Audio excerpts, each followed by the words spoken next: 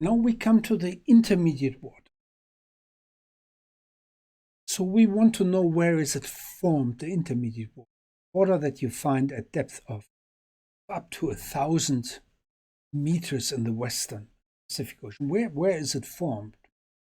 And so what's done here is, and we used a similar method before for the Arctic Ocean, what's done here is you look at all vertical profiles of salinity.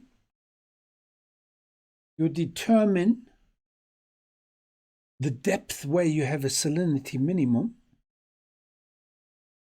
and you map the salinity value that you have at that minimum and the depth. And this is what's shown here. What's shown here are two pieces of information. What is the depth of that minimum and what is the value? Again, you can see these red numbers here. Get the mouse activated. I start in the north. Here it is 300 meters, 250 meters. You find the salinity minimum. And then as you move to the south, you find it at deeper layers, 600 meters. You know, it's a relatively broad formation area spanning the entire zonal extent of the North Pacific. And if you go across into the Southern Ocean, you can again see where is the depth, and you end up in the Southern Ocean, and then you find relatively quickly depths of 700 meters, 1,000 meters, 700 meters.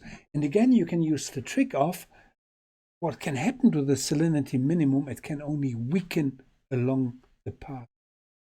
And if you see a region where you have sort of a tongue-like structure, you can infer the pathway. So it seems like that in the South Pacific Ocean, the intermediate waters actually more formed in the eastern parts and then moved over to the northwest. This is what we call intermediate water in the ocean. And what it does, it actually pumps dissolved oxygen into the ocean interior. Again, that's fascinating stuff. And it's only possible because seawater density depends on both temperature and salinity. This is why you can get these unique structures in the ocean. And that's why we learn, or why we know so much about the circulation in the ocean interior.